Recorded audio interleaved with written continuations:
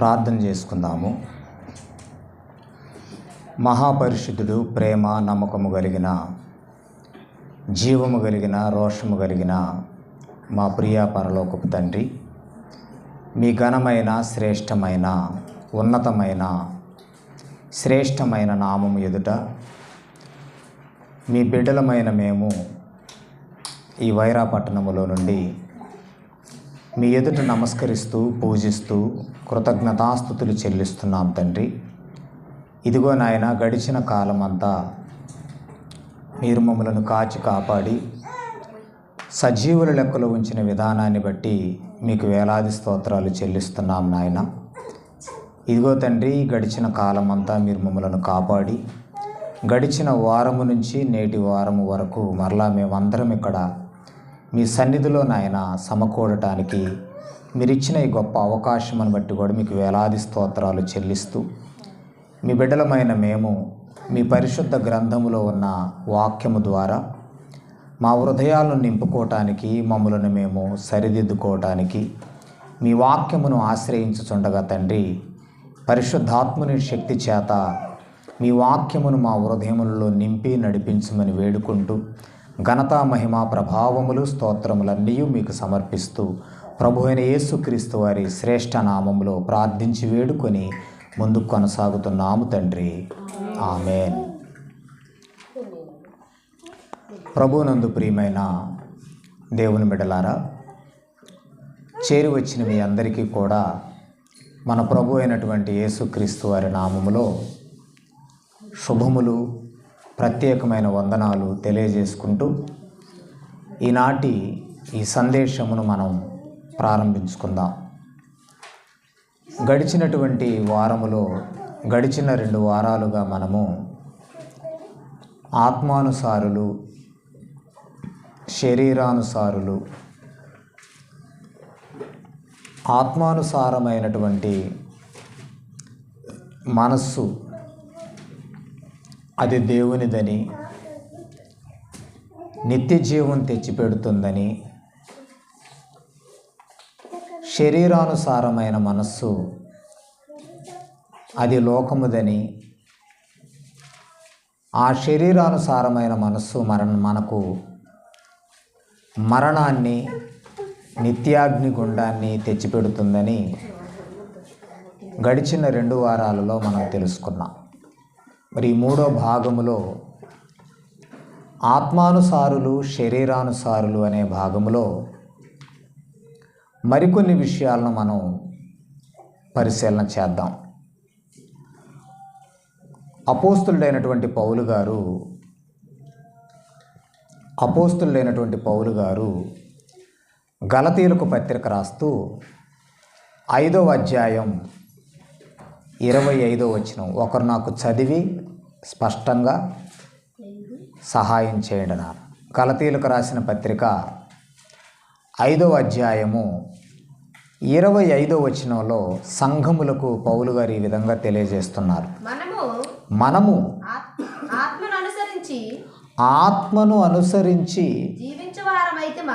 జీవించు వారమైతిమా, ఆత్మను అనుసరించి క్రమముగా నడుచుకొందుము. చాలు నాన్న. పౌలు గారు సంఘాలకు చెప్తున్నాడు.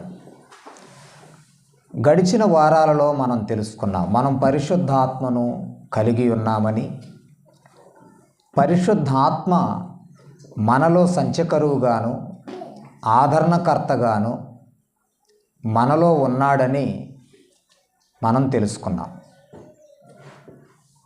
ఆయనే మనలను నడిపిస్తున్నాడని, సంఘమును కాయుచున్నాడని మనం గ్రహించాం. ప్రియమైన దేవుని బిడ్డలారా, ఇప్పుడు భూమి మీద సంఘముల కోసరము, సంఘములో ఉన్నటువంటి విశ్వాసుల కోసరము ఈ భూమి మీద నిలిచి ఉన్నది ప్రత్యేకముగా పరిశుద్ధాత్మల వారు.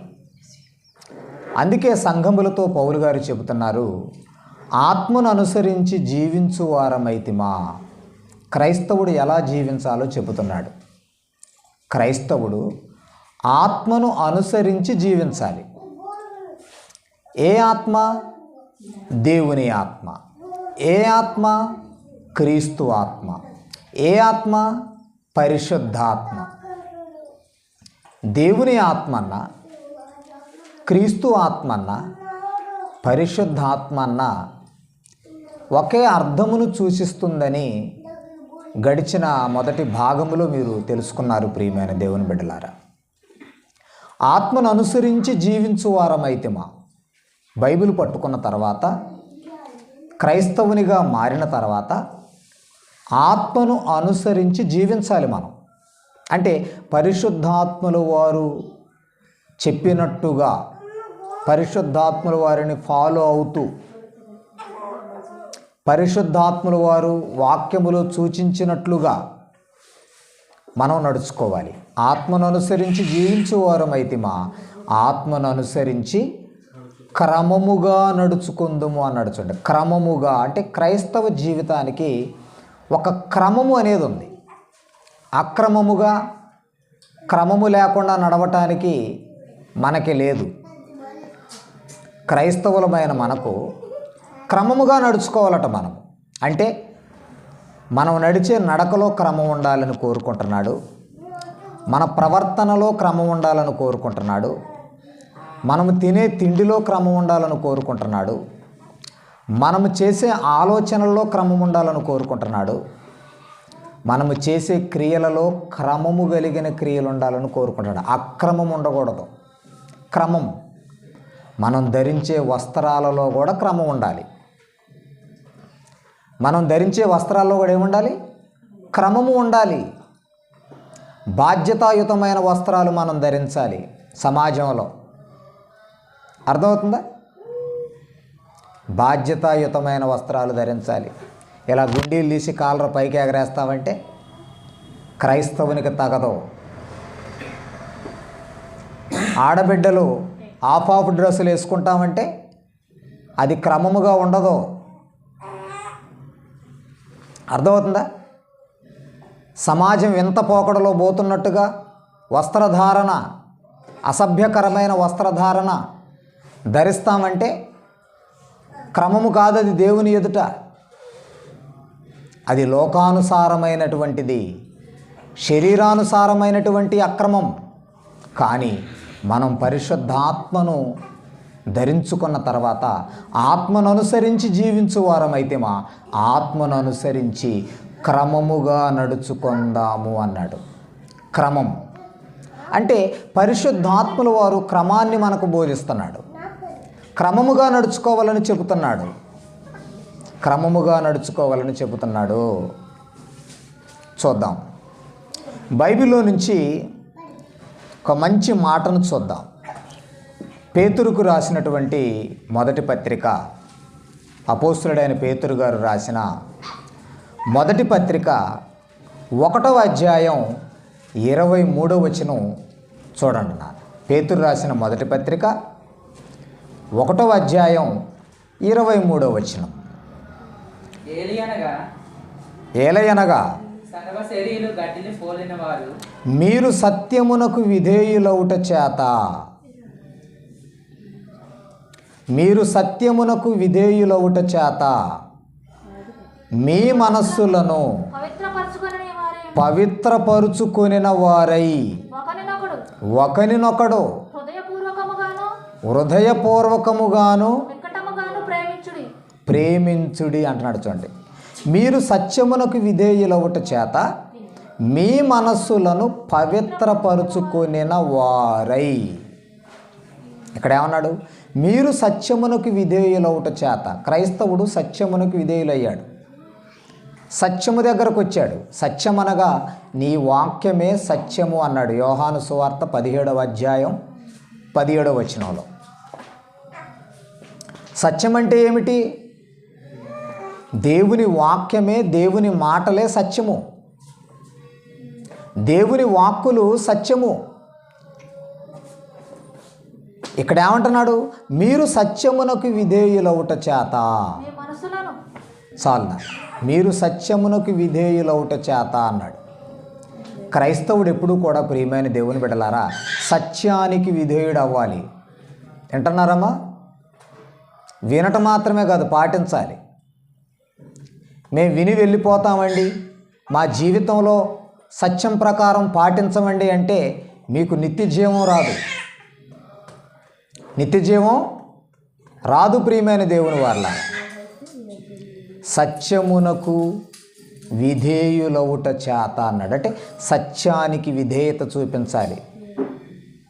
గడిచిన వారంలో మీరు తెలుసుకున్నారు, తల్లిదండ్రులకు విధేయత చూపించాలి అని. ఈరోజు చెబుతున్నాడు సత్యమునకు విధేయత చూపించాలి అంటే వాక్యానికి లోబడిపోవాలి. వాక్యాన్ని మీరకూడదు, దేవుని వాక్కును ఎదిరించకూడదు. దేవుని వాక్యము చెప్పినట్టుగా మనం దేవుడు వాక్యములో ఇది చెయ్యొద్దు అంటే అది చెయ్యకుండా ఉండాలి, ఇది చెయ్యు అంటే దానిని మనం చెయ్యాలి. అది వాక్యానికి విధేయులు అవటం అంటే, దేవునికి విధేయులు అవటం అంటే. ఇక్కడ అంటున్నాడు మీరు సత్యమునకు విధేయులవుట చేత మీ మనస్సులను పవిత్రపరుచుకోవాలి అంటున్నాడు. చూడండి, మనస్సులను ఏం చేయాలట? పవిత్రపరుచుకోవాలి. మనస్సు పవిత్రంగా ఉండాలి అంటున్నాడు. చర్చికి వచ్చేవారికి, సంఘానికి వచ్చేవారికి, మందిరానికి వచ్చేవారికి మనస్సు పవిత్రం చేసుకోవాలి. మనస్సులో ఏ కల్మషం ఉండకూడదు, ఏ కుట్ర ఉండకూడదు, ఏ అసూయ ఉండకూడదు, ఏ ద్వేషము ఉండకూడదు, ఏ కళ్ళలు ఉండకూడదు. మీరు సత్యమునకు విధేయులైతే మీ మనస్సుని పవిత్రం చేసుకోవాలి. ఇక్కడున్న మీలో ఎంతమంది మనస్సు పవిత్రంగా ఉంది? చేతులెత్తండి. ఇక్కడున్న మీలో ఎంతమంది మనస్సు పవిత్రంగా ఉంది? చేతులెత్తండి. నేనైతే చేయెత్తుతున్నాను. నాకు ధన, పరాయి, సొంత, బయట అనే తారతమ్యాలు, తేడాలు అసలు ఉండవు. ఏదైనా ముక్కుసూటి మనిషిని, మీకు తెలుసు కదా, ఉన్నదొన్నట్టుగా ముఖము మీదనే మాట్లాడేస్తా వాస్తవాన్ని. ఇంటి వారిని ఒకే విధంగా ఖండిస్తాను, బయట వారిని ఒకే విధంగా ఖండిస్తాను. ఇక్కడ పక్షపాతం అనేటువంటిది ఉండదు. వాక్యం దగ్గర పక్షపాతం అనేటువంటిది ఉండకూడదు, కల్మషం ఉండకూడదు. ఇదిగో మనము ఎలాగైతే భోజనం చేస్తున్నామో మన పరాయి వారు, మన పొరుగువారు కూడా అలాగే క్షేమంగా ఉండాలని కోరుకున్నప్పుడు అది మంచి మనస్సు, అది మంచి మనస్సు. మీరు సత్యమునకు విధేయులైతే మీ మనస్సులను పవిత్రపరుచుకోవాలి అంటున్నాడు. మీ మనస్సులను ఏం చేయాలి? శుభ్రంగా మనస్సును క్లీన్ చేయాలి. మనస్సు పవిత్రంగా ఉండాలి. చర్చికి రావటం అంటే ఏమనుకుంటున్నారు? చర్చికి రావటం అంటే ఆదివారం రోజు చర్చికి వచ్చి 2 పాటలు పాడి 10 రూపాయలు చందా ఇచ్చి మళ్ళీ ఇంటికి వెళ్ళి పాపపు కార్యక్రమాల్లో మునిగిపోతామని అనుకుంటే అది ఎలా మనసు పవిత్రం అవుతుంది చెప్పండి? అది కాదు ప్రియమైన దేవుని బిడ్డలారా. సత్యమునికి విధేయులు అవ్వటం అంటే మన మనస్సును పవిత్రం చేసుకోవాలి. మనస్సులో ఎలాంటి కల్మషం లేకుండా బ్రతకాలి. ఇది ఆత్మానుసారమైన నడవడిక అంటారు దీన్ని, ఆత్మానుసారమైన నడవడిక. అదే పేతురు పత్రిక 2వ అధ్యాయం 1వ వచనంలో ఏం చెప్తున్నాడో చూడండి. మందిరానికి వచ్చేవారికి ప్రభువు దయాళుడని మీరు రుచి చూచి ఉన్న ఎడలా, ప్రభువు దయాళుడని మీరు రుచి చూచి ఉన్న ఎడలా, ప్రభువు దయాళుడని చదవండి ఏంటమ్మా? ప్రభువు దయాళుడని మీరు రుచి చూచి ఉన్న ఎడల, ఒకరు చదవండి, సమస్తమైన దుష్టత్వమును, సమస్తమైన కపటమును, వేషధారణను, అసూయను, సమస్త దూషణ మాటలను మానండి అన్నాడు. చూడండి, చాలు. ఎలా ఉండాలట? ప్రభు దయాళుడని మీరు రుచి చూచి ఉన్న ఎడలా, ప్రభు దయాళుడని మీరు రుచి చూచి ఉన్న ఎడలా. ప్రభు దగ్గరకు వచ్చారు. ప్రభువు పరిశుద్ధుడని మీరు తెలుసుకున్నారు. ప్రభువు దయాళుడు అని మీరు తెలుసుకున్నారు. ప్రభువు పవిత్రుడు, పరిశుద్ధమైన వాడని మీరు తెలుసుకున్నారు. ప్రభువు దయాళుడని మీరు రుచి చూశారు కదా వాక్యంలో. మరి ప్రభువు దయాళుడని రుచి చూస్తే అలా రుచి చూచిన మీరు కొన్నిటిని మానుకోవాలట. ప్రభువు దయాళుడని మీరు రుచి చూస్తే మీ జీవితంలో మీరు కొన్నిటిని మానుకోవాలంటున్నాడు. ఏంటవి? సమస్తమైన దుష్టత్వం, దుష్టక్రియలో, పాపపు క్రియలో, సాతాను క్రియలో, అక్రమమైనటువంటి క్రియలో, నీతి న్యాయము తప్పిన క్రియలో, దుష్టక్రియలో, సమస్తమైన ప్రపంచంలో ఉన్న దుష్టక్రియలను మీరు మానేయాలి.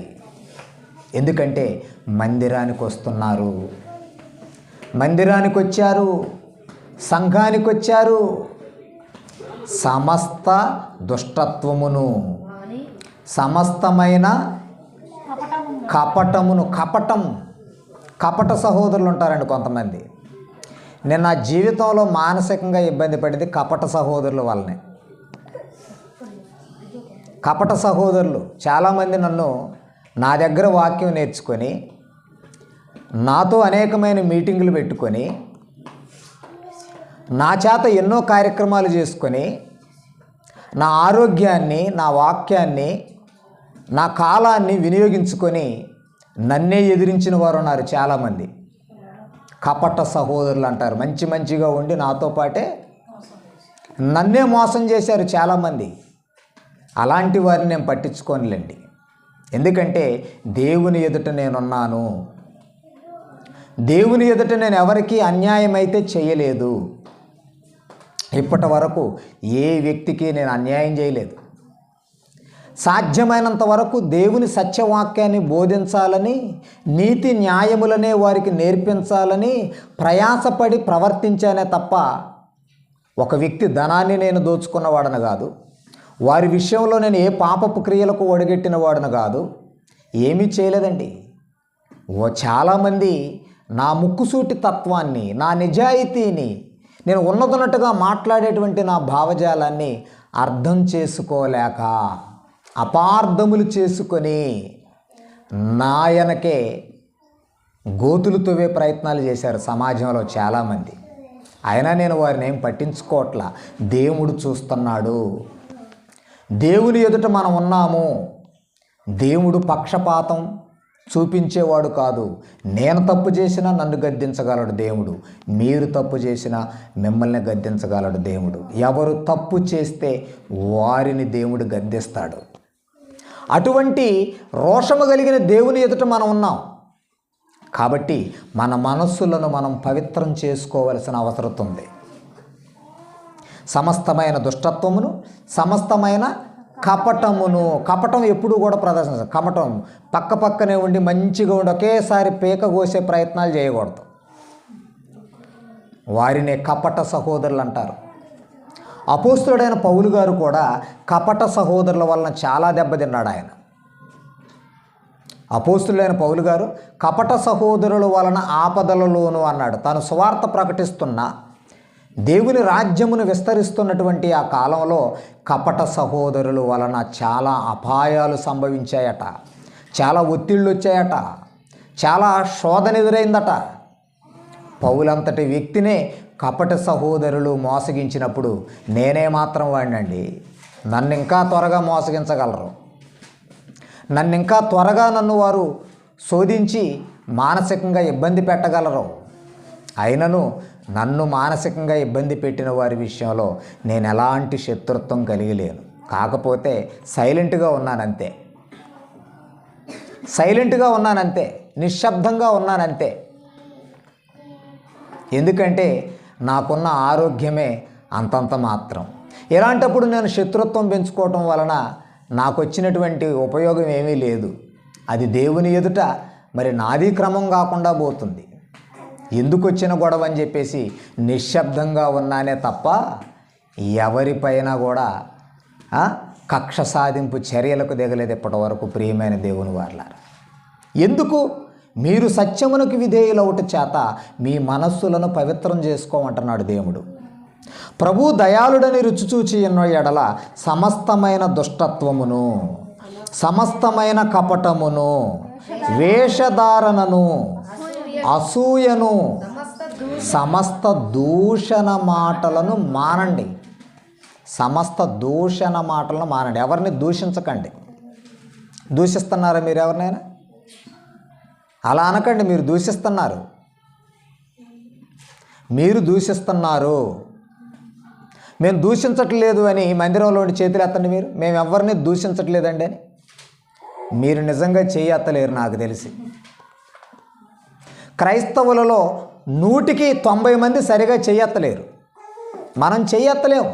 ఎందుకంటే మనము ఆదివారపు భక్తులుగా మారిపోయామే తప్ప శాశ్వత కాల నిజమైన పవిత్రమైన భక్తులుగా ఇంకా క్రైస్తవులమైన మనలో చాలామంది మారలేదనేది నా భావన. 100కి 90 మంది ఎక్కడ పాట అక్కడే, ఎక్కడ ఆట అక్కడే, ఎక్కడ ప్రవర్తన అక్కడే. అలా కాదండి. మనం ఎక్కడున్నా ఒకటే ప్రవర్తన ఉండాలి. అదే పవిత్రమైన పరిశుద్ధమైన ప్రవర్తన. ఇవన్నీ మానుకోమంటున్నాడు. ఇవన్నీ మానుకోమంటున్నాడు ప్రియమైన దేవుని వారలారా. అదే పేతురు గారు తన 2వ పత్రిక రాస్తూ సంఘములకు, పేతురు గారు తన 2వ పత్రికను రాస్తూ 2వ అధ్యాయం 9వ వచనంలో ఏం చెప్తున్నాడో చూడండి. పేతురు రాసినటువంటి పేతురు రాసిన 2వ పత్రిక 3వ అధ్యాయం 12వ వచనం చదవండి నాన్న. పేతురు రాసిన 2వ పత్రిక 3వ అధ్యాయం 12వ వచనం. ఇవన్నీ ఇట్లు లయమైపోవునవి గనుక ఆకాశము రగులుకొని లయమైపోవునట్టియు పంచభూతముల మహావేంద్రముతో కరిగిపోవునట్టియు. ఇక్కడి నుంచి చూడండి. దేవుని దినపు రాకడ కొరకు కనిపెట్టుచు, దేవుని దినపు రాకడ కొరకు కనిపెట్టుచు, దానిని ఆశతో అపేక్షించుచు. మీరు అంటే క్రైస్తవులు, సంఘానికి వచ్చేవారు, ప్రార్థనలకు వచ్చేవారు, బైబిల్ చేత పట్టుకున్నవారు, బాప్తిసం పొందినవారు, క్రీస్తును ధరించుకున్నవారు, పరిశుద్ధాత్మను వరమును పొందుకున్నవారు, టోటల్గా క్రైస్తవులు, సంఘ సభ్యులు. దేవుని దినపు రాకడ కొరకు కనిపెట్టుచు, దానిని ఆశతో అపేక్షించుచు, మీరు పరిశుద్ధమైన ప్రవర్తన అన్నాడు. చూడండి, మీరు పరిశుద్ధమైన ప్రవర్తనతో జీవించాలి. పరిశుద్ధమైన ప్రవర్తన అంటే మీ ప్రవర్తన భూమి మీద చాలా పరిశుద్ధమైనదిగా ఉంటేనే తప్ప మీరు 2వ రాకడలో క్రీస్తు వారి చేత నిత్య జీవానికి వెళ్ళలేరు. మీరు క్రీస్తు రాకడలో నిత్య జీవానికి వెళ్ళాలంటే ఇక్కడ ఏమంటున్నాడు? పరిశుద్ధమైన ప్రవర్తన. నీ మాట బాగుండాలి, నీ చూపు బాగుండాలి, నీ నడవడిక బాగుండాలి, నీ చేష్టలు బాగుండాలి, నీ క్రియలు బాగుండాలి, నీ నిర్ణయాలు బాగుండాలి, నీ ఆలోచన బాగుండాలి. అవన్నీ దేవుని చిత్తానుసారంగా ఉండాలి. పవిత్రమైన ప్రవర్తనతోనూ భక్తితోనూ అన్నాడు. ప్రవర్తన బాగుండాలి, భక్తి ఉండాలి. క్రైస్తవునికి ప్రవర్తన బాగుండాలి, భక్తి ఉండాలి. భక్తితోనూ ఎంతో జాగ్రత్త గలవారై ఉండవలెను అన్నాడు. చూడండి, పవిత్రమైన ప్రవర్తన ఉండాలట క్రైస్తవునికి. 2 భక్తి ఉండాలి. ఈ రెండిటిని కాపాడుకోవటానికి ఎంతో జాగ్రత్త, కేర్ఫుల్, ఎంతో జాగ్రత్త. అందుకే తొందరపడి మాట్లాడకండి, తొందరపడి నిర్ణయాలు తీసుకోకండి, తొందరపడి పరిగెత్తకండి. మనం పరిగెత్తుతున్నది, మనం తీసుకుంటున్న నిర్ణయము, మనం చేసే పని దేవునికి అనుకూలమైనదా కాదా, పవిత్రమైనదా కాదా, మనం చేసే ఆలోచన దేవునికి ఏమైనా వ్యతిరేకంగా వెళుతుందా లేదా, క్రైస్తవుడు పరిశీలించుకోవాలి. ఏదో ప్రార్థన అంటే 4 పాటలు పాడి గంతులేసి చందా వేసి రావటం కాదు. అది బైబిల్ తెలియని వారు చేసేటువంటి ప్రార్థనలు అవి. బైబిల్ తెలిసిన వారు బైబిల్ ప్రకారమే ప్రార్థన చేయాలి, బైబిల్ ప్రకారం ప్రవర్తించాలి. చాలామంది మన క్రైస్తవులకు ఉన్నటువంటి చెడ్డ అలవాటు ఏంటంటే చేతిలో చంకలో బైబిల్ ఉంటుంది కానీ బైబిల్ చదవరు. ఆ బైబిల్లో ఏముందో, దేవుని వాక్యం ఎలా ఉందో చదవరు. మరి అలాంటప్పుడు చేతిలో బైబిల్ ఎందుకు, చంకలో బైబిల్ ఎందుకు, బీరువాలో బైబిల్ ఎందుకు? బైబిల్ కొనుక్కుంది ఎందుకు? చంకలో పెట్టుకొని తిరగటానిక, చేతిలో పట్టుకొని తిరగటానిక? బైబిలు కాదు కదా. దేవుడు మనకు బైబిల్ని ఇచ్చింది ఆ వాక్యానికి విధేయత చూపించాలని, ఆ వాక్య ప్రకారం మనం బ్రతకాలని. బ్రతుకుతున్నామా?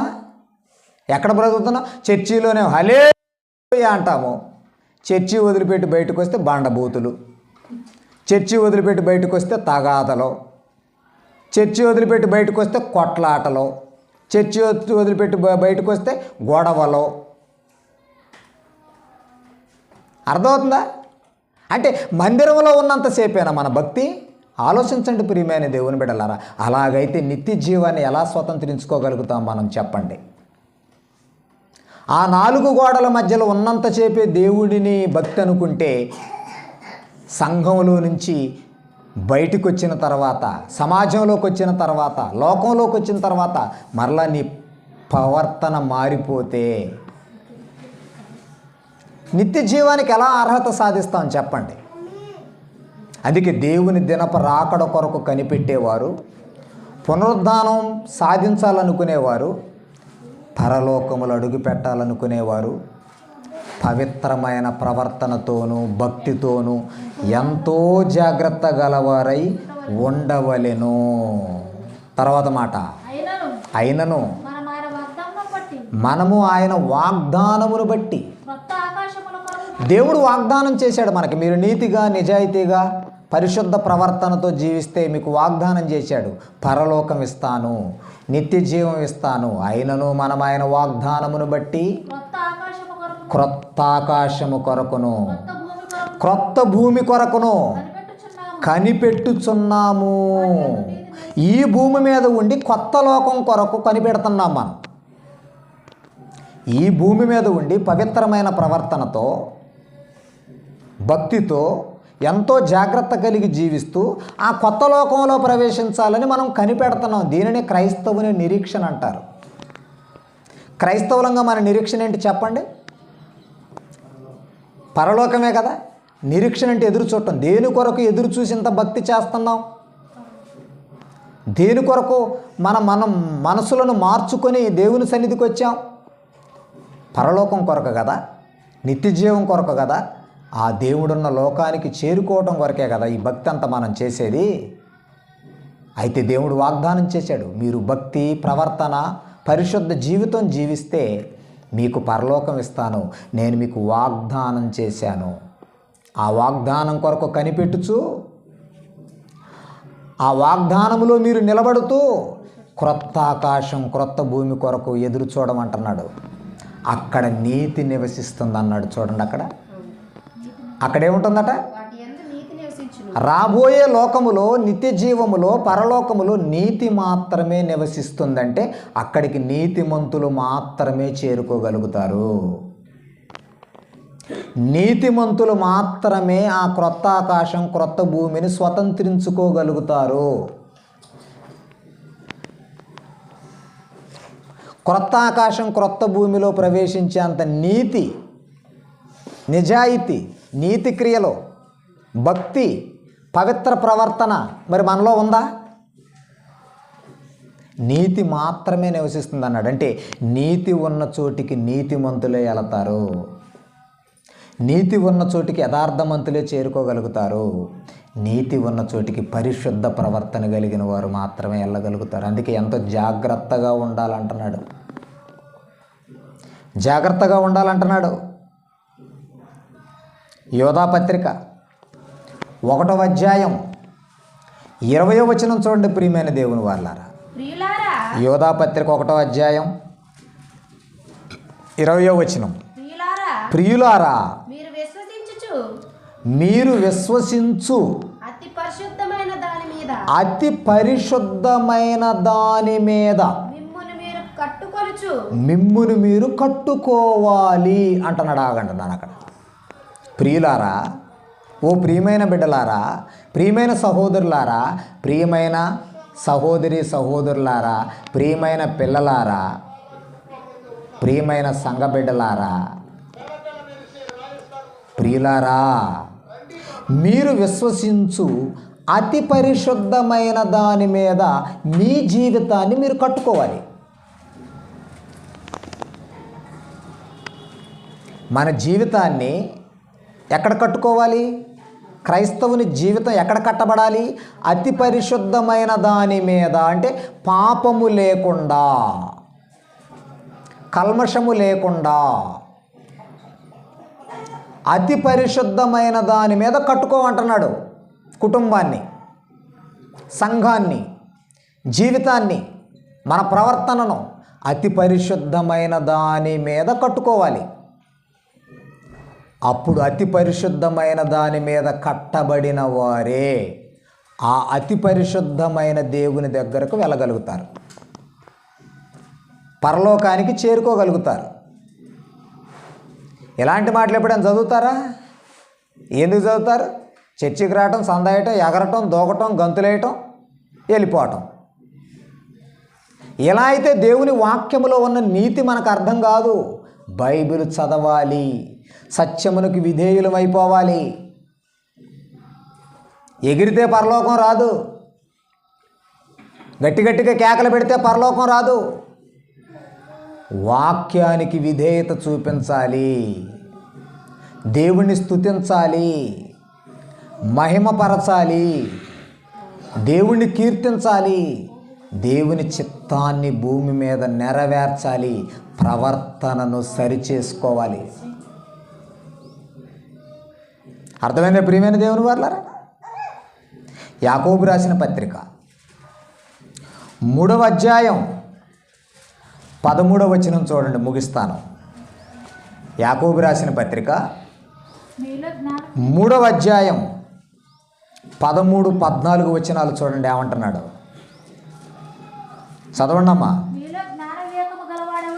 మీలో జ్ఞాన వివేకములు గలవాడెవడు? క్రైస్తవులతో మాట్లాడుతున్నాడు, సంఘస్థులతో మాట్లాడుతున్నాడు. మీలో జ్ఞాన వివేకములు గలవాడెవడో? మీకు జ్ఞానము వివేకం ఉందా? బైబిల్ పట్టుకున్నారా? చేతిలో పట్టుకున్నారా నాన్న బైబిల్? అయితే జ్ఞానము వివేకం ఉండాలి మీ చేతిలో బైబిల్ ఉంటే. అజ్ఞానులుగా ఉండకూడదు, అజ్ఞానుల వలె ప్రవర్తించకూడదు బైబిల్ చేతిలో ఉంటే. మీలో జ్ఞాన వివేకములు కలిగిన వాడెవడో వాడు ఆ జ్ఞానముతో కూడిన సాత్వికము గలవాడై తన యోగ్య ప్రవర్తన. జ్ఞానం ఉంటే యోగ్య ప్రవర్తన ఉండాలి. బైబిల్ జ్ఞానం అంటే పొగరబోతుతనం కాదు. బైబిల్ జ్ఞానం నేర్చుకుంటే మనకు పొగరబోతుతనం రాకూడదు. బైబిల్ జ్ఞానము నేర్చుకుంటే మనకు సాత్వికము, యోగ్యమైన ప్రవర్తన వలన. జ్ఞానము కలిగిన వాడు యోగ్యమైన ప్రవర్తనతో, మంచి ప్రవర్తనతో నడుచుకుంటాడు. ఆ జ్ఞానము యోగ్యమైన ప్రవర్తనను నేర్పిస్తుంది. బైబిల్ జ్ఞానం ఎప్పుడు కూడా మనకు యోగ్యముగా దేవుని ఎదుట ఎలా నడుచుకోవాలో ఆ ప్రవర్తనను మనకు నేర్పిస్తుంది. మీలో జ్ఞాన వివేకములు కలిగిన వాడెవడో వాడు జ్ఞానముతో కూడిన సాత్వికము గలవాడై తన యోగ్యమైన ప్రవర్తన వలన తన క్రియలను దేవుని ఎదుట భూమి మీద కనపరుచుకోవాలి. చూసారా? నిజంగా జ్ఞానం కలిగిన వాడు యోగ్యమైన ప్రవర్తనతో బ్రతుకుతూ ఆ యోగ్యమైన క్రియలను దేవుడు చెప్పిన నీతి క్రియలను దేవుని ఎదుట భూమి మీద కనపరచాలి, అంటే పాటించాలి. విని వెళ్ళిపోవటం కాదు, విని వెళ్ళిపోవటం కాదు. దేవుడు చెప్పినట్టుగా ఆ క్రియలు కనపరచాలి. వినేది ఒకటే, చేసేది ఒకటి కాకూడదు. చెప్పేది ఒకటి, చేసేది ఒకటి కాకూడదు. క్రైస్తవుడు అంటే ఇవి అసలే అంత్య దినాలు, రోజులు బాగోలేదు. ఇలాంటి సమయంలో మనము సత్యవాక్యమును, బైబిల్లో ఉన్న వాక్యమును అవలంబించటానికి ప్రవర్తించాలే తప్ప లోకపు పోకడల్లో మనం పరిగెత్తకూడదు. అర్థమవుతుందా? ప్రియమైన దేవుని బిడ్డలారా, శ్రద్ధగా వినండి. ఈ వచనాలన్నీ మీ పుస్తకంలో రాసుకోండి. మరలా ఇంటికి వెళ్ళిన తర్వాత దేవుడు ఏం చెబుతున్నాడో ఆ వచనంలో మీరు పరిశీలన చేయండి. అప్పుడు మన బ్రతుకులు, మన జీవితాలు, మన నిర్ణయాలు బాగవుతాయి, దేవునికి అనుకూలంగా మారిపోతాయి. చదువునాన, మీలో జ్ఞాన వివేకములు కలిగిన వాడెవడో వాడు జ్ఞానముతో కూడిన సాత్వికము గలవాడై తన యోగ్య ప్రవర్తన వలన తన క్రియలను కనపరచవలెను. క్రియలలో చూపించాలి. క్రియలలో, మాటలలో కాదు, చేతలలో చూపించాలి. వాక్యం చెప్పినటువంటి ఆ విధానమును నీ బ్రతుకులో, నీ చేతలలో కనపరచాలంటున్నాడు. తన క్రియలలో కనపరచవలెను. అయితే మీ హృదయాలలో సహింపవలనవి కాని మత్సరము. మీ హృదయాలు ఏమున్నాయి? వివేకంతో బ్రతకండరా నాయనా అని దేవుడు మనకు చెబితే మన హృదయాలు ఎలా తయారైపోయాయి అంటే మన హృదయాల్లో చెత్త పేరుకొని పోయింది. మనిషిని హృదయంలోకి ఏమొచ్చింది? చెత్త, పనికిరాని చెత్త, అపవిత్రమైన చెత్త అంతా హృదయంలో చేరిపోయింది. అయితే మీ హృదయములలో సహింపవలనవి కాని మత్సరం, వివాదం ఉంచుకొనిన వారైతే అతిశయపడొద్దు. మీరు జ్ఞాన వివేకములు కలిగిన వారు కానే కారు అంటున్నాడు. చూడండి,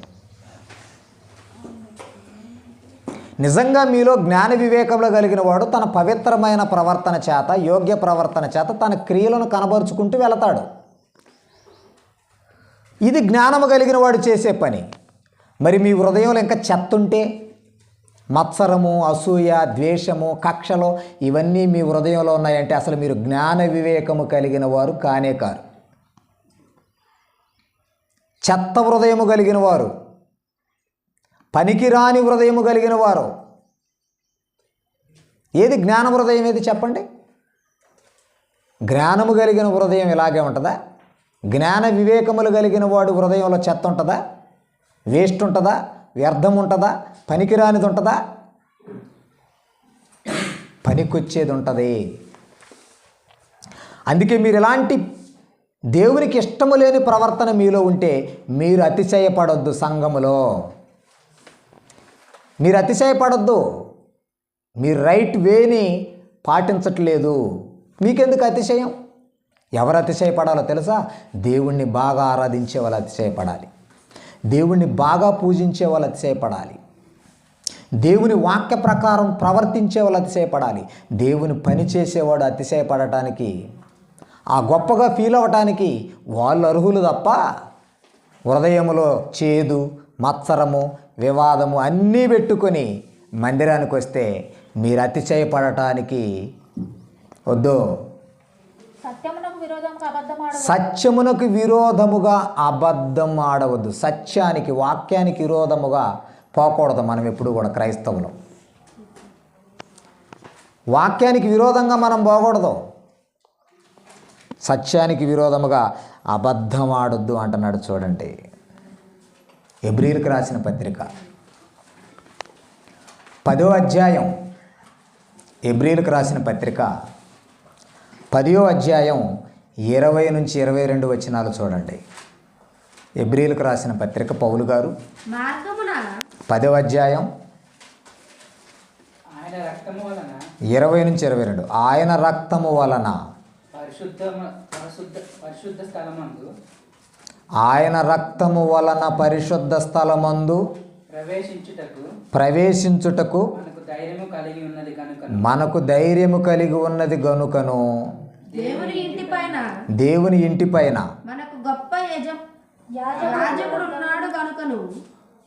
గొప్ప యాజకుడున్నాడు గనుకను మనస్సాక్షికి ఇక్కడి నుంచి చూడండి, మనస్సాక్షికి కల్మషము తోచకుండునట్లు ప్రోక్షింపబడిన హృదయములు గలవారమును నిర్మలమైన ఉదకముతో స్నానము చేసిన శరీరములు గలవారమునై విశ్వాస విషయములో సంపూర్ణ నిశ్చయత కలిగి యథార్థమైన హృదయముతో మనము దేవుని సన్నిధికి చేరుదాము అన్నాడు. చూడండి, దేవుని సన్నిధికి ఎలా చేరతామో తెలుసా? మనస్సాక్షికి కల్మషం తోచకుండా ఉండాలి. నీ మనస్సాక్షి నీ మీద నేరం మాపకూడదు. నీ మనస్సాక్షికి కల్మషం తోచకుండా ఉండాలి. ప్రోక్షింపబడిన హృదయములు అన్నాడు. అంటే మంచి హృదయం, పవిత్రమైన హృదయం, పాపము లేని హృదయం, కల్మషం లేని హృదయం, ప్రోక్షింపబడిన హృదయం. నీ మనస్సాక్షిలో కల్మషమే ఉండకూడదు. మనం చీటికి మాటికి కల్మషమే, చిన్నదానికి కల్మషమే, చిన్న వాటికే తొందరపడిపోతుంటాం. మీ మనస్సాక్షికి కల్మషం అనేది అంటకూడదు. మీ హృదయము ప్రోక్షింపబడిన బంగారు హృదయంలాగా ఉండాలి. మంచి హృదయం, నిర్మలమైన ఉదకముతో స్నానము చేసిన శరీరములు. అంటే మీ దేహానికి ఏ పాపం అంటకూడదు. స్నానం చేస్తే మన ఒంటి మీద ఉన్నటువంటి డస్ట్ అంతా, మట్టి అంతా, బురద అంతా పోద్ది. పొలంలో పనిచేసి వచ్చిన తర్వాత, నాటేసి వచ్చిన తర్వాత బురదంతా అంటిద్ది. మంచిగా సబ్బుతో స్నానం చేస్తే ఏమైపోద్ది? ఆ మట్టి, ఆ బురద అంతా వదిలిపోదు. ఇక్కడ ఏమంటున్నాడు? నిర్మలమైన ఉదకముతో స్నానము చేసిన శరీరములు గలవారమై. అంటే నిర్మలమైన ఉదకంతో స్నానం చేయాలంటే, స్నానం అంటే ఇక్కడ మనము రోజు సబ్బుతో చేసే స్నానం గురించి చెప్పట్లా. మన జీవితానికే వాక్యంతో స్నానం చేయాలి. మన జీవితానికి స్నానం, అదే బాప్తిస్మం. బాప్తిస్మం ఇక్కడ మీకు ఒక విషయం చెబుతాను. బాప్తిస్మం పొందకుండా, ప్రభు బల్లలో పాలు పంచుకోకుండా మనము నిత్య జీవానికి అసలు వెళ్ళలేము. గుర్తుపెట్టుకోండి. మీరు ఎన్ని సంవత్సరాలైనా మందిరానికి రండి, ఎన్ని క్రియలైనా చేయండి, మారు మనసు నిమిత్తం, పాపక్షమాపణ నిమిత్తం బాప్తిస్మం పొందకపోతే ఎలా? నిత్య జీవార్థమైన ప్రభు రక్తములో, ప్రభు శరీరంలో పాలు పంచుకోకపోతే ఎలా? ఇంత తెలిసి కూడా. కాబట్టి నిర్మలమైన ఉదకముతో స్నానము చేసిన శరీరములు గలమారవై. అంటే పాపము అనేది మన శరీరములలో ఏ అవయవములలో నిలిచిపోకుండా, ఆ పాపాలన్నీ మనం తుడిచివేసిన వారముగా పవిత్రమైన జీవితాన్ని మనం గడుపుతూ యథార్థమైన హృదయముతో మనము దేవుని సన్నిధానమునకు చేరుదుము అన్నాడు. దేవుని సన్నిధికి ఎలా చేరాలి? దేవుని సన్నిధికి ఎలా చేరుతాము? యథార్థమైన హృదయం. అంటే హృదయం బాగుండాలి. శరీరానుసారమైనటువంటి మనసులో హృదయం బాగోదని గడిచిన వారంలో మనం చదువుకున్నాం. శరీరానుసారమైన మనస్సు మొత్తం అసలు హృదయం బాగోదు. ఆత్మానుసారమైన మనస్సు అంటే హృదయాన్ని శుద్ధీకరించే, బాగు చేసుకునే మంచి మనస్సు. ఇది ఆత్మానుసారమైన నడవడికలో మనకు వస్తుంది. ప్రియమైన దేవుని వారు, ఆత్మానుసారమైన నడవడికలో మనకిది వస్తుంది. అందుకే దేవుడు ఏం చేశాడంటే, దేవుడు యేసుక్రీస్తు వారిని, ఆయన కుమారుడైన యేసుక్రీస్తు వారిని ఈ లోకానికి పంపించాడు. లోకానికి పంపించి ఆ మానవులలో కల్మషం ఉందేమో, ఆ మానవులలో అపవిత్రత ఉందేమో, ఆ మానవుల్లో పాపం ఉందేమో, దాన్ని ముందు కడగాలి, ముందు దాన్ని తీసివేయాలి, ముందు ఆ పాపాన్ని తొలగించాలి. అందుకే యేసుక్రీస్తు వారు ఏం చేశాడో ఒక్క మాట చూడండి. ప్రభు బలలోకి వెళదాం. యేసుక్రీస్తు వారు ఏం చేశాడట? పౌలు గారు ఎఫెసీయులకు పత్రిక రాస్తూ 5వ అధ్యాయం 27వ వచనములో, ఎఫెసీయులకు పౌలు గారు పత్రిక రాస్తూ 5వ అధ్యాయం 27వ వచనంలో,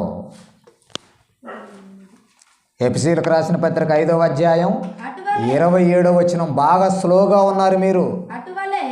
అటువలే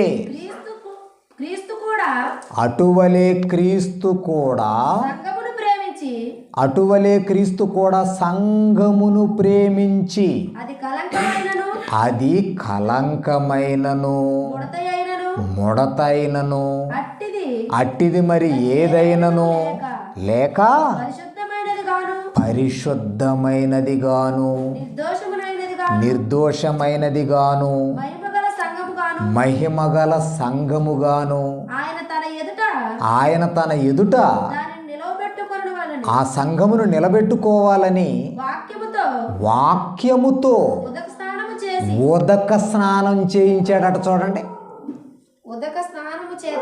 ఉదక స్నానం చేత ఆ సంఘమును, సంఘ సభ్యులను పవిత్రపరచుకొని పరిశుద్ధపరచుటకై దాని కొరకు, ఆ సంఘము కొరకు, ఆ సంఘ సభ్యుల కొరకు తన్ను తాను అప్పగించుకొనెను. చూడండి, వాక్యముతో ఉదక స్నానం శుభ్రంగా అయిపోవాలి. సంఘం అంటే ఏంటి? పరిశుద్ధత, నీతి, యథార్థత. అందుకే శుభ్రంగా వాక్యముతో ఉదక స్నానం చేయించాడట. శుభ్రంగా ఉండాలి. ఏ శుభ్రం? హృదయ శుభ్రం, జీవిత శుభ్రం. వాక్యముతో కడిగేశాడు. నా వాక్యము సబ్బు వంటిది కాదా అంటాడు పాత నిబంధన పుస్తకాల్లో. నా వాక్యము సబ్బు వంటిది కాదా? నా మాట అగ్ని వంటిది కాదా? నా మాట సబ్బు వంటిది కాదా? నా మాట అగ్ని వంటిది కాదా? నా మాట సుత్తె వంటిది కాదా అంటాడు. సుత్తె, అగ్ని, సబ్బు. దేవుని మాటలు మనిషిని పవిత్రపరుస్తున్నాయి. సంఘాన్ని క్రీస్తు ప్రేమించాడట. కలంకం ఉంటే కలంకాన్ని తీసేశాడట. ముడత ఉంటే దాన్ని ఇస్త్రీ చేసి సమానంగా చేశాడు, లోపం కనపడకూడదని. అలాంటిది ఏదీ లేకుండా ఉండాలి సంఘ సభ్యుల్లో అని వాక్యముతో ఉదక స్నానం చేయించాడట. ఉదక స్నానం చేస్తే ఎట్లా ఉండాలి? పిల్లవాడికి మట్టిలో బొరిలో వచ్చిన తర్వాత స్నానం చేపితే ఎలా ఉంటాడు?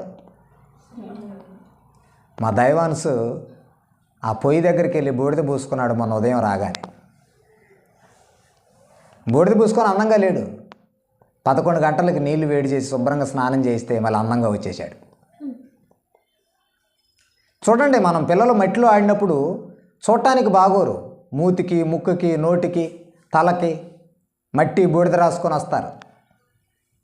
మనం వేడి నీళ్ళతో మంచిగా స్నానం చేయించి పౌడర్ రాసామనుకోండి, అరే ఇందాకేమో మట్టి మట్టిగా ఉన్నాడు, ఇప్పుడేంటి ఎంత నీట్గా ఉన్నాడంటే స్నానం చేయించాం కదా. ప్రభువు కూడా సంఘమును ప్రేమించి ముడత, కలంకము ఏది ఉండకూడదని వాక్యముతో ఉదక స్నానం చేయించాడట. అలా ఉదక స్నానం చేయించి పవిత్రపరచి పరిశుద్ధపరచుటకై ఆ సంఘ సభ్యుల కొరకు తన్ను తానే అప్పగించుకున్నాడు. అంటే క్రీస్తు అప్పగింత ఎందుకు జరిగిందో తెలుసా? యేసుక్రీస్తు వారు ఎందుకు అప్పగించుకున్నాడో తెలుసా? నిన్ను నన్ను ఉదక స్నానము చేయించి పవిత్రపరచటానికే. నిన్ను నన్ను పవిత్రపరచటానికే యాగం జరిగింది, క్రీస్తు యాగం. మరి క్రీస్తు యాగము చేత పవిత్రపరచబడిన మనము, ప్రోక్షింపబడిన హృదయములు కలిగిన మనము, ప్రభుబలలో పాలు పంచుకుంటున్న మనము ఆత్మానుసారంగా ఆత్మ చెప్పినట్టుగా పరిశుద్ధాత్ముల వారు సూచించినట్టుగా నడుచుకోవాలే తప్ప మరలా సిలువ వేయబడిన పాత శరీరము వైపు శరీరానుసారంగా ప్రవర్తించకూడదు కదా. అందుకే ఆత్మానుసారులు శరీరానుసారులు. మనదే సారం, మనలో ఉన్నదే సారం, ఆత్మానుసారం. మరి ఆత్మానుసారులలో శరీరానుసారమైన క్రియలు కనబడకూడదు.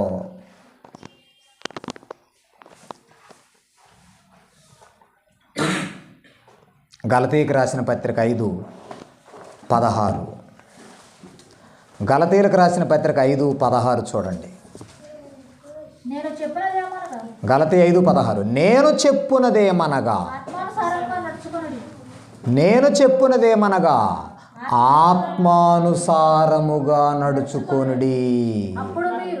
అప్పుడు మీరు శరీరేచ్ఛను నెరవేర్చరు అని నడుచండి. నేను చెప్పేది ఏంటంటే ఆత్మానుసారంగా నడుచుకోండి. మనం క్రైస్తవులం కనుక ఆత్మానుసారంగానే నడుచుకోవాలి. ప్రియమైన దేవుని బిడ్డలారా, మనము సంఘ సభ్యులం కనుక ఆత్మానుసారంగానే నడుచుకోవాలి. ఆత్మానుసారంగా నడుచుకోండి. పరిశుద్ధాత్ముల వారు చెప్పినట్టుగా నడుచుకోండి. వాక్య ప్రకారం నడుచుకోండి. అప్పుడు మీరు శరీర క్రియలను నెరవేర్చరు. శరీర క్రియలు బంద్ అయిపోవాలి.